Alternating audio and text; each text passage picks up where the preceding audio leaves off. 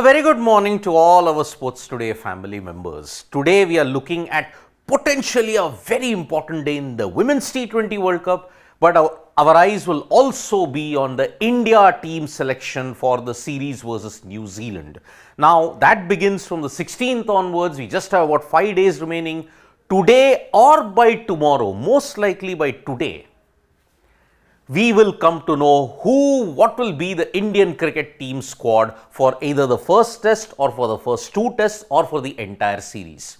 The BCCI might release a statement somewhere around the afternoon or the evening period where they will announce this squad. So, it's going to be very, very important as to who all might get rested or who all might play. Will Bumrah play all the three tests? Will the batters or the bowlers be rotated around in order to preserve themselves for the BGT? That remains to be seen. So, India team squad selection for the three test series versus New Zealand might happen today. Most likely it will happen today. If not, then by tomorrow.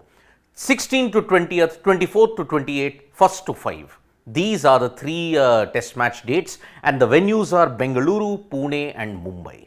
Now, because of there is no short turnaround, there is a very, very short turnaround period between the tests, we might see some rotation.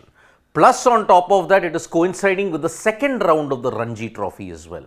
Today, it has all begun. So, let's see how the selectors span that out. Most likely, it might be the side that played in the Bangladesh test matches, the first two of them. Pakistan, on the other hand, are sliding towards a defeat. Yes, the first hour, Amir Jamal and Agha Salman managed to stitch together a 100+ run partnership. Remember, it was the first 100+ run partnership for the 7th wicket ever since 2010.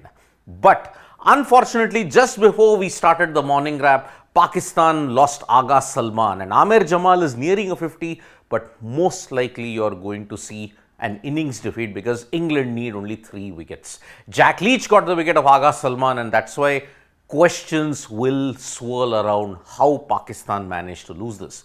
Yes, they did put up a fight. Agha Salman in particular has put up a great fight, 100 and a 50 in the same game. But apart from that, the rest of the batting has been woeful. Amir Jamal showing that he can bat. He did hit an 84 against Australia and Sydney. Let's see how long will they prolong the misery.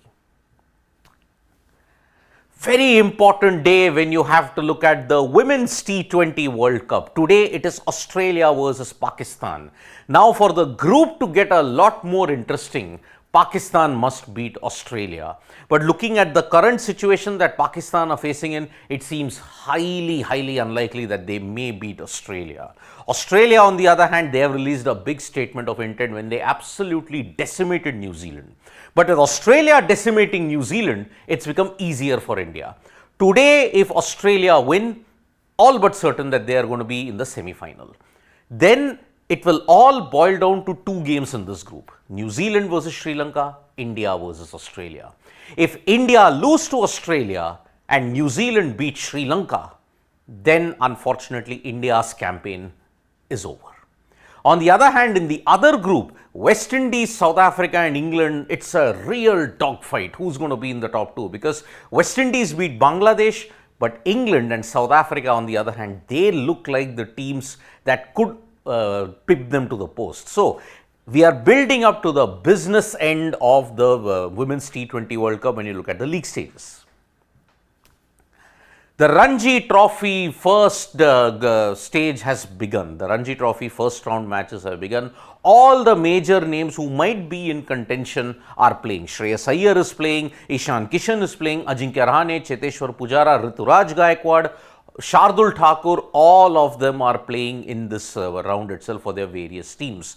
So, who starts as one of the favourites? You will have to look at Mumbai as one of the favourites. Vidarbha, on the other hand, they can present a fight. Saurashtra look a bit strong, but on the other hand, they have always struggled in this situation. Tamil Nadu also, they have struggled in this. Although they have the likes of Sai Sudarshan, they have the likes of Ravi Srinivas, Sai Kishore. It's a big, tall task for them to ensure that they win the Ranji Trophy. Mumbai start as the favourites because all the major stalwarts are playing in that. Let's see how the first round progresses. Already, one of the games in Agartala has gotten delayed because of a wet outfield. In the northeast section in particular, it is raining. Let's see how the remainder of the teams carry on. Simple format, top 2 teams from each group get into the quarterfinals. It is really hotting up in the global chess league at this point in time because Magnus Carlsen defeated Viswanathan Anand, and that is why his team SG Alpine Warriors, they are in the fray along with PB Alaskan Knights. PB Alaskan Knights have managed to make it to the final with Anish Giri really doing well. Now, Carlsen will be hoping that he manages to get his team into the final because Ganges Grandmasters under Viswanathan Anand, they are anyway not in contention. It was a great game. It was a one-move checkmate, but Vishy Anand resigned prior to that. So, Magnus Carlsen with yet again a magnificent opening and a wonderful play that saw his team stay in contention for the final, but they face a stiff challenge today from the Triveni Continental Kings.